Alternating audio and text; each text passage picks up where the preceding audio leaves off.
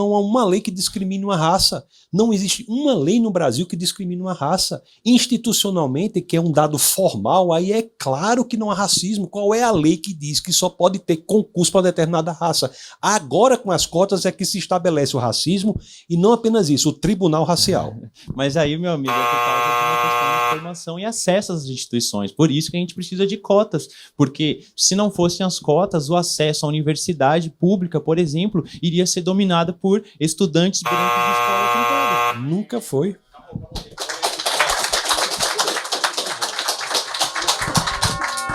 Não dá para ser cristão e comunista.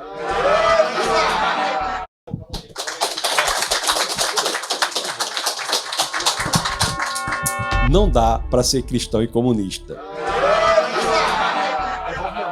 Quer vir? Quer vir? Ele tá com vontade demais de vir. Meu nome é Daniel, tenho 40 anos, eu sou universal. Pode ir de novo? Então tá bom. Meu nome é Daniel, tenho 40 anos, eu sou comediante. Falei que eu sou comediante, nem sou comediante mais, eu sou músico agora. Peraí, vai, vamos. Oi, Daniel. Deixa eu só... Tudo bom, Daniel? Deixa eu só explicar para você o que eu estou dizendo com isso. Quando Marx e Engels criam a teoria dele, o que eles pretendem é dar uma visão sobre como o mundo funciona. Para eles, o mundo passaria de feudalismo, haveria tensões internas, haveria uma revolução chamada Revolução Burguesa, teríamos o capitalismo, haveria tensões internas, haveria uma nova revolução chamada Revolução Operária e aí teríamos comunismo. Do ponto de vista intelectual, essa visão é bastante interessante. O problema é que ela mostrou-se falsa. Não acontecia assim na realidade, as sociedades não funcionaram assim. Aliás, se você me permitir, um dos primeiros contra-exemplos, se não o primeiro contra-exemplo, foi a própria Revolução Russa. Em 1917, você tem uma passagem do feudalismo para o comunismo com o capitalismo irrelevante. Então, a partir daí, os pensadores pós-marxistas passaram a dar uma abordagem muito mais ideológica do que propriamente econômica, já que o discurso que nós estamos trazendo aqui é meramente econômico. Se dizia que a infraestrutura econômica geraria superestrutura ideológica.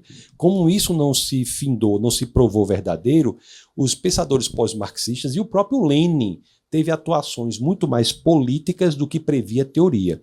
Até que nós tivemos um pensador, e eu já vou para ele para adiantar, que estava preso sob o regime de Mussolini, chamado Gramsci, Antônio Gramsci, que escreve Os Cadernos do Cárcere, que diz que a ação deve ser estritamente na ideologia.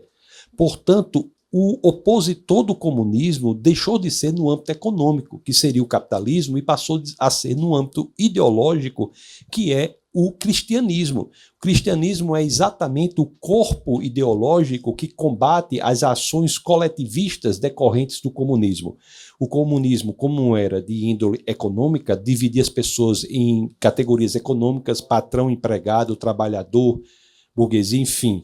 E essa mesma metodologia passa a ser utilizada agora no âmbito ideológico, só que, em vez de ser o discurso econômico e ideológico. Por isso que hoje o comunismo divide entre negros e brancos, homossexuais e heterossexuais, índios e não índios, nordestinos e sudestinos, e assim sucessivamente. É uma divisão de categorias ideológicas para exercer o poder sobre como elas falam, pensam e agem. E aqui me permita só mais uma pequena coisa que eu passo a palavra para o senhor.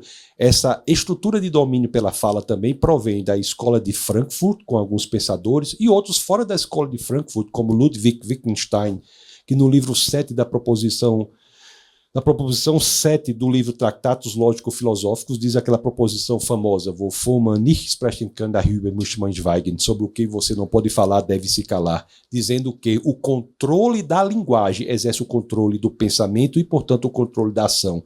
A resistência a isso, penso eu, é o cristianismo, e não faz mais sentido dizer que uma pessoa pode ser comunista e cristã porque há exatamente uma oposição entre essas duas visões de mundo. E qual que seria o oposto do comunista? O cristão, ele deveria ser o quê, então? O cristão, ele é o oposto ele tem que ser não comunista. Não, o que é o não comunista? Qual que é o contrário? É o cristão, porque o comunismo hoje é no âmbito ideológico, não no âmbito econômico. Vou dar um exemplo para o senhor que não há oposição entre comunismo e capitalismo, que é isso que talvez o senhor queira falar. O parceiro Não é o que eu quero falar. o parceiro comercial do Brasil é a China. É que você é o professor. Eu não vou lembrar de absolutamente nada que você falou no começo, porque é muita história e eu não terminei nem o ensino médio. Mas eu entendi que o senhor usou eu lhe peço perdão, os termos históricos, limitação. Né? Não, tranquilo. A gente está aqui para debater sobre a temática. A temática não dá para ser cristão e comunista. O que dá para ser? Qual que é o oposto do comunista? Nesse caso, da sua frase que o senhor mesmo elaborou. É o cristão. Quer dar o próximo passo do seu negócio?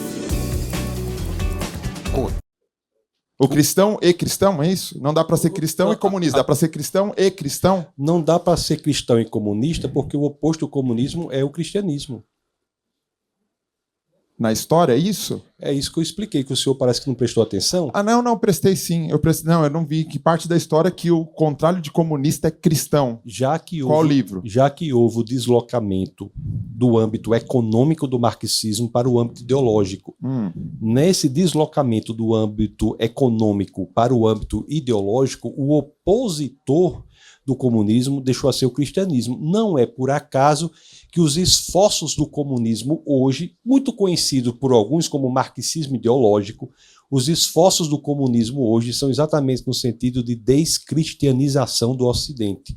É por isso que há várias ações do marxismo ideológico para descristianizar o Ocidente. Como são opostos comunismo e cristianismo, é por isso que um não pode ser o outro. Só há 3 opções de alguém dizer que é cristão e comunista, a meu sentir. Eu lhe peço licença para falar dessa forma. As 3 opções são: ou a pessoa não sabe o que é comunismo, ou a pessoa não sabe o que é cristianismo, ou a pessoa não sabe o que é nenhum dos dois.